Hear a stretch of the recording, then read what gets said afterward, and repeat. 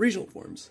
An alternate version of a known Pokemon introduced in Pokemon Sun and Moon that have become a staple in the Pokemon series. Regional forms give Pokemon a new lease on life through a fresh lick of paint, adding a new type, or completely giving them a new type altogether, alongside changing stats and abilities. Some are more appealing or better than their original counterpart, and some not so appealing. While regional forms are limited to only a handful of Pokemon per generation, what if I told you that there was a Pokemon game where every Pokemon is changed design-wise and type-wise? Not only that, despite it being a Generation 2 hack, it contains modern-day Pokemon mechanics and quality-of-life changes, such as the physical special split and unlimited TM usage. There are also changes to the Johto region with reimagined routes from Heart Gold, Soul Silver, as well as whole new routes, locations, and other additional content. This is Pokemon Fool's Gold. As someone who has played the game, it is one that I can highly recommend. What Fool's Gold masters is a sense of familiarity with the Pokemon and the region, even with all the changes that it's made. It's Generation 2 Pokemon, but not Generation 2 Pokemon at the same time. If that sounds interesting, then this just may be the game for you. But not only did I play it, I hardcore Nuzlocked it. You may be asking yourself, what is a hardcore Nuzlocke? Well, here are the rules. Rule number 1. Once a Pokemon faints, it is considered dead and cannot be used anymore. Rule number 2. You can only catch the first Pokemon you encounter in each area. Rule number 3. You cannot use healing items or stat boosting items in battle, but held items are allowed. Rule number 4. You have to switch the battle style from shift to set. Rule number 5. You cannot level past the next gym leader's strongest Pokemon. And rule number 6. Once you white out, the run is over, even if you have Pokemon left in your box. Oh yeah, all of this stuff is done live over my Twitch channel. Feel free to follow me over there if this video interested you and you want to catch me do some more stuff live. I'll be trying to make more videos like this in the future for other runs of games I do too, so dropping a subscribe here on YouTube isn't a bad idea too. Both are free and really help me out. As we all know, all Pokemon games start the same way. You make your choice between a fire type, a water type, or a grass type starter Pokemon. While Fool's Gold maintains the traditional Johto starters of Cyndaquil, Totodile, and Chikorita, it puts its own spin on things by changing their types. Instead, you get to choose between an Ice type Cyndaquil, a Flying type Totodile, and a Fighting type Chikorita. These type changes maintain the triangle formula for Pokemon starters, although now it's in reverse. Instead, Cyndaquil is strong against Totodile but weak to Chikorita, and you get the picture. I should note that you're not restricted to using just the Johto starters. Right as you start up a new game, you're asked for passwords, and specific passwords allow you to use the Kanto starters or the Hoenn starters depending on your preference. Because I'm playing this game blind for the most part, and I'm incredibly indecisive, I leave my starter up to chance by using my trainer card number. If the last number on my trainer card is 1 to 3, I pick the first Pokeball, 4 to 6 for the middle, and 7 to 9 for the third. If the number is 0, I roll over to the second last number. The last number was 0, and the second last was 9, meaning I picked Chikorita. Because none of the gym leader types have changed in this game, I'm already at a disadvantage for the upcoming fight with Falconer. After doing the usual intro to Pokémon Crystal by going to Mr. Pokemon's house and back, I'm ready to start getting some encounters. My first encounter is on Route 29, and it's a Sentret, which has been changed from a normal type into a normal flying type with skin wings. Believe me when I tell you, there are a lot of weird and creepy designs in this game, as well as a lot of cool and unique ones. The sprites for this game are exceptional, and really showcase how much time and effort from the developers went into making the game. Next up is Route 46, where I catch a flying fighting type Pidgey. When I head to Route 30, I actually run into another Pidgey, but this one is shiny. There's an optional rule in Nuzlocke called Shiny Claws, which technically allows you to get more encounters. However, I'm only going to replace a Pokemon I already have with a shiny counterpart should I run into one, meaning this shiny Pidgey counts as my Route 45 Pidgey, and I'll release the other one. The reason I'm doing this is because this game has increased shiny odds, so using that to get free encounters feels kinda cheap to me. Implementing this rule means I still get an encounter on Route 30, which is Hoppip, now changed to be a grass ground type. Yeah, I'm not looking too great for Falconer with 3 of my 4 Pokemon being weak to his team so far. After battling a few trainers, I catch a Bug Coast type Spinarak on Route 31, a weird psychic flying eye thing that calls itself Zubat in Dark Cave, a normal type StuRoo in Bellsprout Tower, and finally a steel type Bellsprout on Route 36. After attempting Sprout Tower but finding it too difficult due to steel type Bellsprouts, I decide to head to the Violet City Gym instead. Doing this will allow me to go beyond the gym leader level cap of 12, and should make dealing with the steel types in Sprout Tower a lot easier. Having steel types be available this early is pretty broken in a hardcore Nuzlocke, even though there are some options available to deal with them. Falconer is a lot stronger in this game than he is in the original games. There's no level 7 Pidgey or level 9 Pidgeotto here. Instead, he has a level 10 normal flying Marill, a level 11 steel flying Hoothoot, and finally, a level 12, I hit the gym chest no legs flying fighting Pidgeotto. Fortunately, Bellsprout makes light work of his Marill with a Roar Beam, and a combination of Bellsprout and Pidgey take care of the steel Hoothoot. The Pidgeotto is a piece of cake thanks to Keen Eye to Zubat. Get it? Because it's an eye? You get it. I get the lucky 10% confusion chance from confusion on the Pidgeotto, so I can take it out with a second confusion after it hurts itself, and get the Zephyr Badge.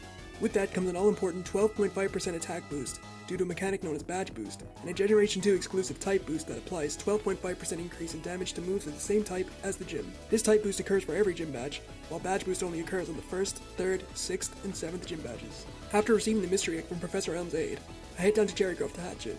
Out from the egg comes a ground-type Togepi. Well, sort of. You can see its leg and its tail, but not much else. Then I finish up the Sprout Tower and make my way towards Azalea. Along the way, I catch a ground-type Poliwag on Route 32, a ground Onyx in Union Cave, a grass-type Mankey on Route 33 that's later replaced for a shiny version that I find, a steel flying Hoothoot in Ilex Forest, an electric Slowpoke in Slowpoke Well, a flying Wooper in Violet City with the Old Rod, and lastly, a normal water Porygon in the Ruins of Alph with the Old Rod. I saved the Slowpoke Well from Team Rocket, then accidentally fight my rival. Fortunately, his team isn't that great, so my Pidgey and Bellsprout easily handle the fight. However, Bellsprout gets to level 18 during the fight, which puts it over the level cap of 17 for Bugsy's gym, meaning it can't be used in the battle. Before Bugsy, I evolved my Chikorita into Bayleaf and my Cendril into a Windsock known as Furret. Just like Falconer, Bugsy is stronger than in the base games, using 4 Pokemon instead of 3, alongside being higher leveled.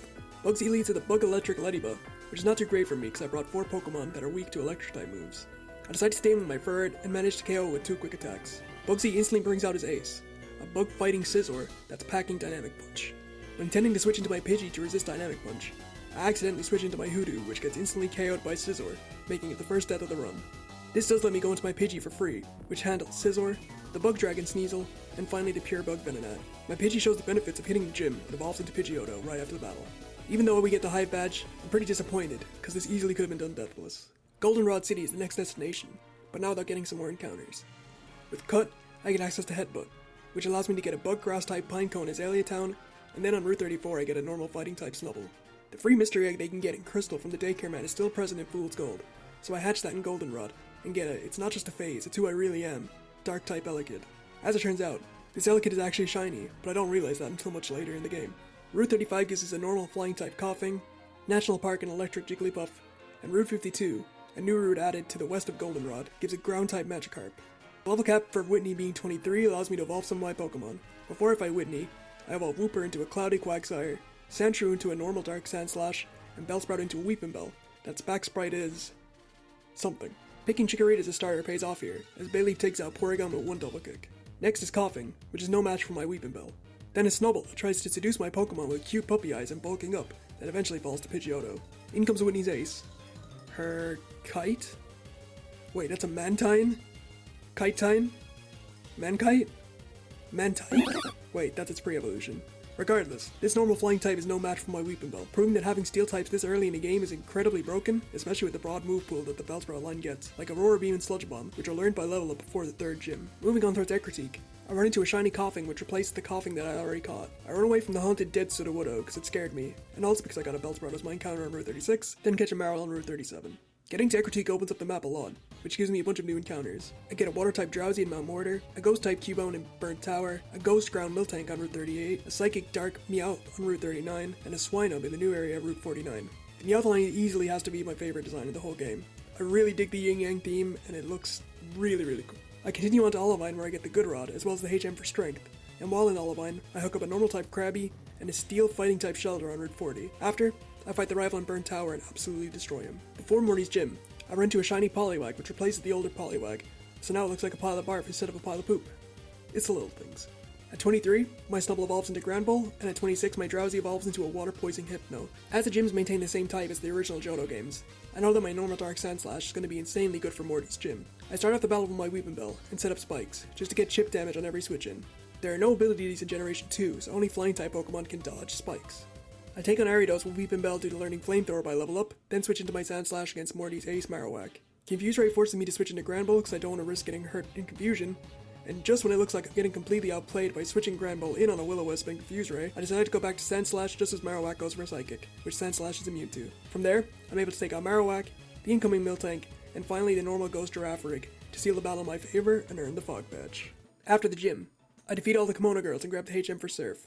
Surf gives me access to some more areas, like the new Route 51, where I catch a scabby, poison-fighting Magby. There's a new yet abandoned town called Tumbleweed Town that's full of zombie nurses, one of which has a glitchy Aerodactyl. In the abandoned Pokemon Center, I catch a gooey Psychic Magnemite. Later, I find out when fully clearing this place you can get your choice of one of the Kanto starters. Always make sure to fully explore areas you enter, guys. On the new Route 50, we get a Ghost-type Flaffy. Unfortunately, while on Route 50, my Sandslash faints after getting hit by a triple kick from a trainer's Murkrow, making it the second death in the run. I then surf some Hogany Town side of Route 42 and get a Dragon-type Grimer. I try to head up to the Lake of Rage, but some Team Rocket goons stop me from going further. In order to cure the sick Corsola on top of the lighthouse, I have to head to Cianwood City, which is also the location of the next gym badge. On the way to Cianwood, I catch a Water Psychic Tentacool on Route 41, a Water Dark Chinchou in Cianwood City, and a Fire Steel Dunsparce on the reimagined Route 47 from Heart Gold Soul Silver.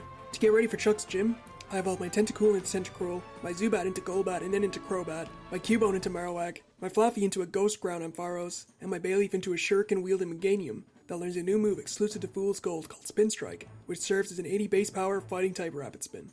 I lead with Crobat against Chuck's Steel-fighting Cloyster, which is a poor matchup, so I switch into Meganium. Rather than attack, Chuck sets up a Sword Stance, and then hits me with an Aerial Ace, which doesn't do as much damage as I thought. That lets me kill it with 2 Spin Strikes. Expecting a fighting-type move from the incoming Smeargle, I switch into Crobat for the 4 times resist. However, it instead goes for the most powerful move in the entire game, Sand Attack.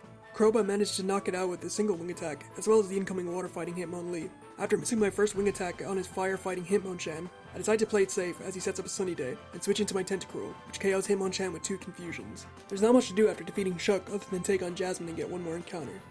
I head to the newly added Lace Leaf town by surfing through Route 49, and into the Jungle Maze, where I catch a Dragon-type Lapras. Now it's time to get a team ready for Jasmine. I evolve my Poliwag into Poliwhirl and my Pidgeotto into Pidgeot. These 2 Pokemon along with Meganium, Ampharos, Granbull, and Dunsparce should be enough to deal with Jasmine. Jasmine leads to the Dunsparce of our own, but I easily take it out with a dig from Poliwhirl. Qwilfish is next, and almost takes out Poliwhirl with an Ice Beam after Dig did way less than I expected. I take this as a chance to switch into my Dunsparce on the second Ice Beam. After getting hit by Whirlpool, instead of clicking the cool new move Charbroil, I instead use Flame Wheel, which doesn't kill. Dunsparce manages to live a second Whirlpool with 5 HP, and knocks out the Qwilfish. Next is our ace, Victory Bell. Knowing the incredible move pool this thing has from my own Weeping Bell, I switch out into Granbull, who naturally gets burned from Flamethrower. I'm forced into Meganium, then kill with Spin Strike. Her last is an Electric Steel Slowking, which Ampharos beats with Bone Rush. That earns me the Mineral Badge and a 12.5 boost to my defense. Having 6 badges lets me get by those Rocket Goons from earlier at the cost of 1,000 bucks every time I want to go past. On Route 43, I catch an Electric Bugledian and use Headbutt on a tree at the Lake of Rage to get a Bug-type Venonat. After stopping the rampaging Gyarados, I clear out the Team Rocket HQ with a little help from Lance, but not without using the trap floor area to get a Poison-type Slugma as my encounter. Now it's time for Price. I wish there was a lot for me to say about this fight, but there really isn't. Dunsparce single-handedly takes on the whole gym, defeating Price's Ursaring, Delibird, Standler, and Jinx in 1 or 2 moves. The Polar Bear Ursaring was pretty sick though. I'll give Price that much. Before heading to deal with the radio tower that's been taken over by Team Rocket, I catch a Ghost Flying Murkrow on Route 44, and a Ghost Ice Delibird in Ice Path. The radio tower split leads to the 3rd death of the run, Ampharos. While I manage to get to the first section of the tower and beat my rival in the underground section easily, my Ampharos gets hit by a critical hit Shadow Punch from a Rocket Executive's Honchkrow. 2 out of the 3 Pokemon I've lost so far in this run have been to the Murkrow line. I slot in a like-for-like replacement in Miltank and beat the final Executive. Ice Path's unchanged, so I slide my way through there and get to Blackthorn. Before taking on Claire, I get my Route 45 encounter, which is an Ice Rock Skarmory, a good type for the upcoming gym. I bring Victory Bell, Slowking, Meganium, Skarmory, Pidgeot, and Miltank into the final Johto gym fight. Victory Bell deals with Claire's Grass Dragon Nidoqueen in 1 Aurora Beam, and even eats a Fire Blast from Muk without dying. Although there's a potential range for me to kill Muk with another Aurora Beam, I decide not to risk Victory Bell, and switch into Meganium to kill with Spin Strike. On the Electric Dragon Kingdra, I switch into my Miltank, and manage to hit a 4-piece Bone Rush, even after a double team, to 1-hit KO it. The next is Gyarados. My main strategy for this was to bait out a Ground-type move and freely switch into Pidgeot to kill it with Ice Punch. After 2 roars, I'm forced into Slowking, which plays perfectly into my plan. On the expected Earthquake or Earth Power, I switch into Pidgeot and OHKO with an Ice Punch. Claire's final Pokemon is Lapras, which dies to 2 Ice Punches. Being the sore loser that she is, she won't give me the Rising Badge until I pass a trial in the Dragon's Den. Because grinding is an absolute slog, I pitched an idea that all ROM hacks should come with unlimited rare candies to avoid having to grind. It proves to be a successful pitch, and I get the Rising Badge as well as a free Sneasel. I can now use Whirlpool and Waterfall to further explore what's over on Route 47. On Route 48, I catch a normal Psychic Tauros, and in a new area called Daffodil Creek, I catch a Water Grass Blossom. Back on Route 47, there's a house that you need Whirlpool to access, and inside you can purchase Evolution Stones like Dawn Stones, Dusk Stones, and the new Gaia Stones for 20,000 each. Royal Islands gives me a Water Steel Qwilfish, Tojo Falls an Electric Dragon Seadra, Route 27 a Flying Grass Yanma, Route 28 a Ghost Electric Misdreavus, and in Victory Road I catch a Rock-type Dugtrio. Even though I'm hacked to oblivion by critical hits, a special defense drop from Energy Ball, and a burn from Tri-Attack, I still managed to pick up the win without losing a single Pokemon against my rival. Now it's time for the Pokemon League. The Pokemon League has some slight changes in Fool's Gold. Bruno now uses Ground-type Pokemon instead of Fighting types, and Lance uses a mix of different Pokemon instead of just Flying types. Yes, even though Lance is proclaimed to be a Dragon-type master, all his Pokemon in Generation 2 are part Flying, so he's really just a Flying-type master with 3 Dragonites. For the Pokemon League, I decided on the team of Meganium, Misdreavus, Lantern, Blossom, Crobat, and Dunsparce. This lets me cover a lot of types strength and weakness-wise. My level cap for the Pokemon League is always the highest level Pokemon of the final Elite Four member. In this case, it's level 48. The fight against Will goes pretty straightforward, as a team of Ambipom, Crobat, Berserker, Xatu, Unknown, which actually gets moves in this game, and Dragonite are no match for Lantern and Dunsparce. Seeing as Berserker really solidifies the Meowth line as having the coolest design forms for me in this game. I make a serious mistake and accidentally get rid of Charbel and Dunsparce right before I fight Koga, but it doesn't end up mattering too much for this fight. Just like the Will fight, I only need 2 Pokemon for Koga, Crobat and Dunsparce. Crobat handles the Rock Poison Tangrowth, the Poison Ghost Seeking, the Fighting Poison Magmortar, and the Bug Poison Heracross, while Dunsparce takes on the Dark Poison Blissey and the Poison Macargo. Bruno and his Ground-type Pokemon are up next. This fight is a lot tougher than the previous two, as I have to do some maneuvering and pivoting to get into ideal matchups. Crobat takes on the lead Jumpluff and Lantern does pretty well against Mr. Rhyme, although it isn't able to fully win, so Meganium finishes the job. Togekiss is next, and I switch into my Velossum on a Ground-type move called Terra Blast to resist the hit. 2 Scalds do enough damage to take out the big dinosaur. I debate going into Dunsparce on a potential poison move from Steelix, but also fearing that it could Earthquake on the switch, I stay in and kill with Velossum with a single Scald. I use Meganium to take out the Rock Ground Politoed, and finally use Poliwrath with the combination of Meganium and Crobat. Karen is the final member of the Elite Four and still uses Dark-type Pokemon.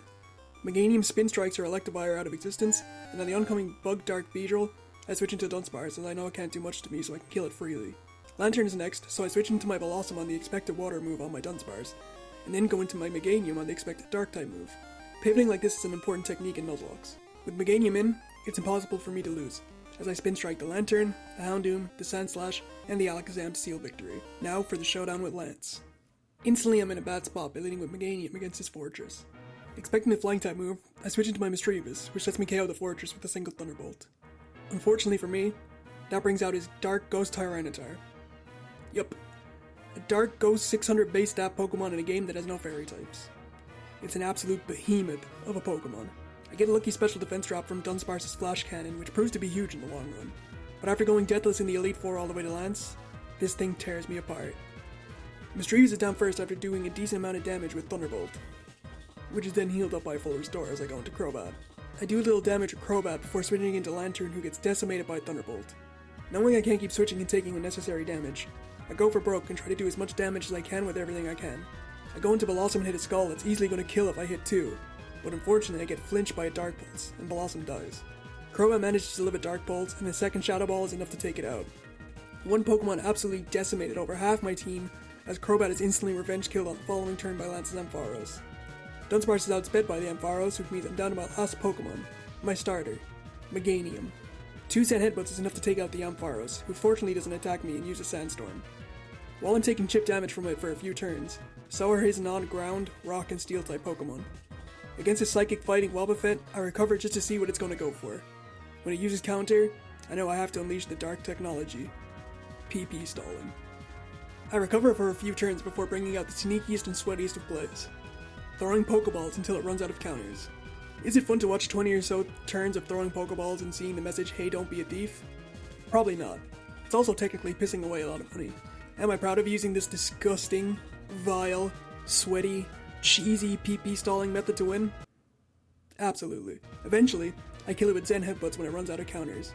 Miraculously, I dodge a Sky Attack from this Steel Flying Yanmega and can beat it with 2 Spin Strikes. This brings us into a 1v1 for the title of champion. His last Pokemon is an Octillery, which is easily taken out by a combination of Zen Headbutt and Body Slam. Somehow, someway, with just a single Pokemon left, I managed to win and become the champion with a total of 8 Pokemon dying up until this point, and 5 in this fight alone. This fight was really a tale of 2 Pokemon, his Tyranitar and my Meganium. As sweaty as it was, I'm actually pretty happy with how I played the Elite Four. But because this is a hack of Pokémon Crystal, the journey isn't over with becoming the champion. There's still Kanto to explore, with more encounters, including some regional forms, and 8 more badges. I learned after beating the Pokémon League that there's a hard mode password for this game that I would have played on if I knew existed. Maybe I'll try it some other time. Due to the level cap that I imposed on myself as part of the Hardcore Nuzlocke challenge, I have to challenge the Kanto gym leaders in a particular order, meaning our first stop is Lieutenant Surge's gym. Before that, I head to Route 6 and get my first Kanto encounter, a homeless poison bug parasect. Surge has 6 Pokemon, that all get brushed aside by my Miltank. Everything got 1 or 2 shot by Earthquake, so there's not much to say here. With that, I get my first Kanto badge. I head back to the Stone House on Route 48 to see if I can get some evolutions, and it turns out I can get a lot. Dusk Stones evolved my Electabuzz into Electivire, my Murkrow into Honchkrow, and my Sneasel into Weavile. Dawnstones evolve my Porygon 2 into Porygon Z, my Yanma into Yanmega, and my Magneton into Magnezone. With Gaia Stones, I evolve Magmar into Magmortar and Piloswine into Mamoswine. Back in Kanto, on Route 7 I catch a Scizor. On Route 5, I get held at gunpoint by a dark flying Kanto Pidgeotto. Although I have a Pidgeot already, I decide to catch this because technically it's a different Pokemon. Also, if I didn't catch it, it was going to kill me. Catching this thing basically put it into witness protection. I evolve it into a Tommy gun wielding Pidgeot. Kanto is essentially open to me for the most part, so I decide to get a lot of encounters before taking on the gyms. On Route 4, I catch a Water Ground Starmie, a Fighting type Vulpix on Route 24 that I instantly evolve into Ninetales, a Grass Psychic Sunflora on Route 25, and a Bug Fighting Rhyhorn on Route 9 that I promptly evolve into Rhydon and then into Rhyperior with the Duskstone. While heading to Route 25 to get my encounter, I lost my Honchkrow to a Dark Ghost Kanto Granbull, bringing the death tally of the run up to 9. Route 16 gives me an Electric Steel Nidorino, Fuchsia City a Water Machoke, Route 15 a Grass Dragon Nidorino, Route 10 an Electric Slowbro, and Rock Tunnel a Fire Rock Graveler. On Route 8, I miss my first encounter of the entire run, which is a Kanto Snubbull. Route 11 gives me a Flying Dragon Fearow, Route 12 a Kanto Tentacool that's Water Electric, and Route 13 a normal type Haunter that I evolve into Gengar. With those encounters out of the way, it's time to do some gyms. Level cap dictates that I have to take on Sabrina next, as her Pokemon are level 53 and the following gyms have higher level Pokemon. While her gym keeps the teleportation theme, it does get a cool overhaul design-wise. My new Gengar comes up clutch in this gym, taking out her Donphan and her Magnezone. Miltank handles her Tauros, Slowking her Persian and Sunflora, and finally Electivire takes out her Rapidash to secure me the Marsh Badge.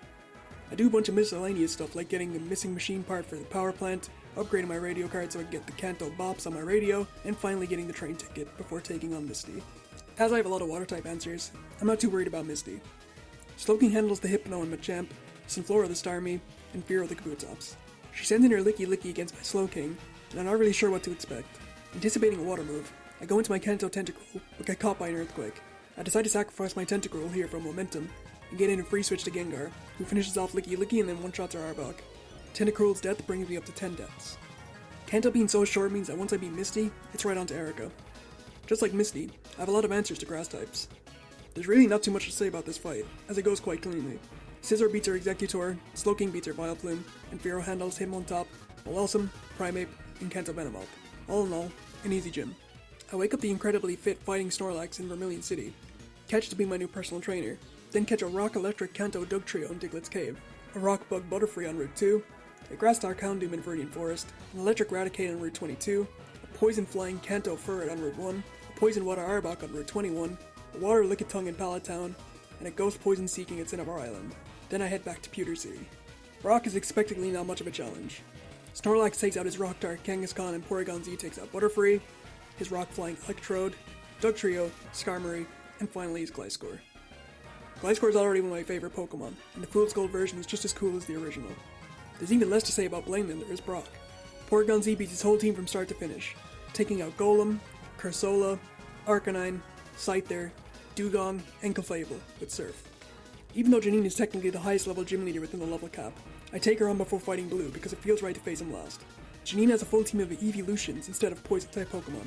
Fearow demolishes her Bug-type Espeon, Gengar her Ghost-type Umbreon, Miltank her Anchor Arm having Now I'm a Jerk and Everybody Loves Me normal fighting Sylveon, and Porygon Z easily beats her normal flying Glaceon, her normal poison Leafeon, and finally her level 68 unknown type Eevee. Blue's a tough gym leader to prepare for because he uses a variety of different Pokemon. To combat this, I decide to bring the Pokemon which I believe are my 6 best. Meganium, Porygon Z, Slowking, Gengar, Miltank, and Fearow. One Surf from Gengar is enough to take out his Kanto Dugtrio. This brings out his Kanto Muk, which I hadn't seen before, but based on the fact that he brought it out against my normal type Gengar, I assume that it's a fighting type or has a fighting type move, and switch into Miltank.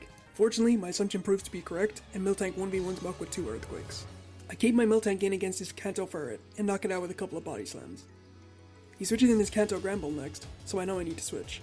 I switch to Porygon Z on the Crunch, and 2-hit KO him with Surf. This brings out his ace, a Fighting Ground Kanto Meganium. Expecting a fighting type move, I switch into my own Meganium for a Clash of the Titans. I eat 2 close combats and he eats 2 Zen Headbutts.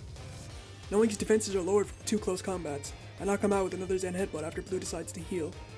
His final Pokemon is a Flying Fire Kanto Weezing. I switch into Gengar to take the oncoming Flying type move, and then KO with the Surf, giving me the last Kanto Gym badge and my 16th badge overall. Before heading to Mount Silver, I get my final encounters.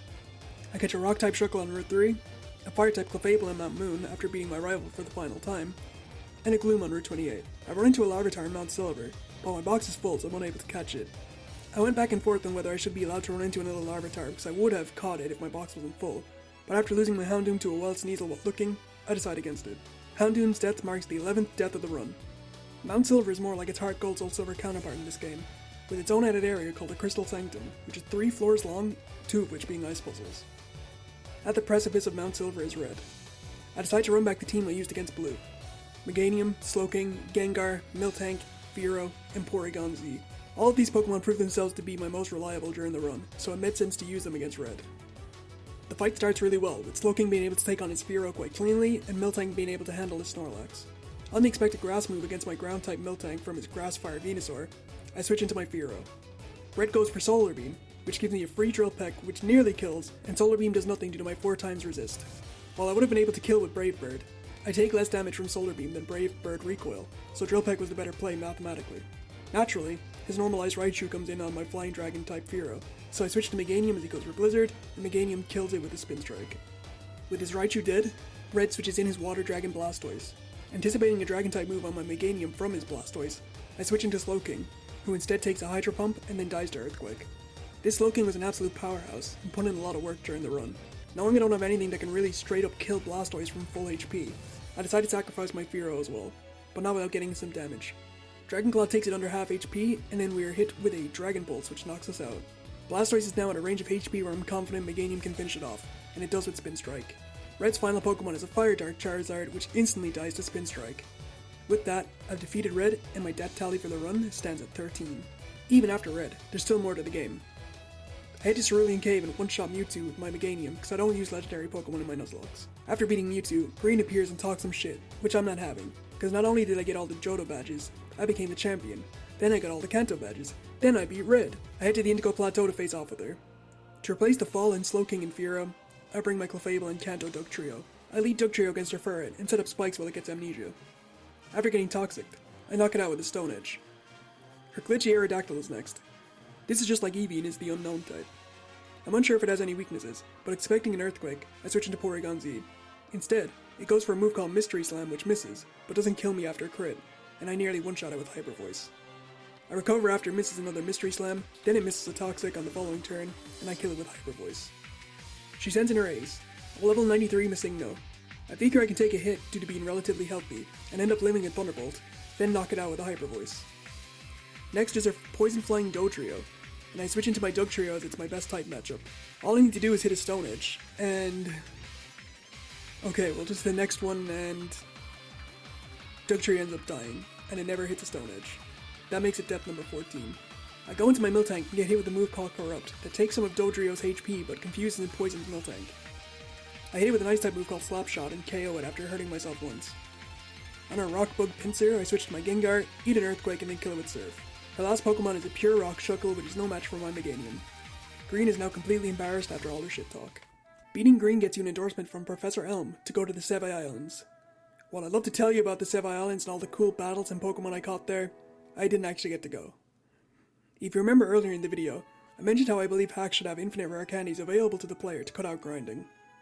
Well, I managed to get infinite rare candies through cheat codes, which ended up breaking my bag and ate up all of my key items, including Elm's endorsement to go to the Sevii Islands. While there's a great debate about using rare candies and Nuzlocke to level up because it removes the risk of losing Pokemon to grinding, there's absolutely no reason why you can't just go back to the very first route in any Pokemon game and train there to completely remove the risk as well. As someone who streams Nuzlocke and watches a lot of them, I know that watching level grinding is not good content. In fact, it's the opposite, and it's downright boring and repetitive for the viewer and the player. All in all, I'm really pleased with how this run went. The only documentation available for this game is the Pokemon list with learnsets, and even at the time of me playing that was outdated. It only took me one attempt to get through the game, and out of the 70 or so Pokemon I caught, I only suffered 14 deaths. Notable MVPs for me in this run were Meganium, Dunsparce, Slowking, Porygon Z, and Gengar. All of these Pokemon put in an insane amount of work, and came up clutch when I needed them the most. Like I mentioned at the start of the video, I would highly recommend this hack.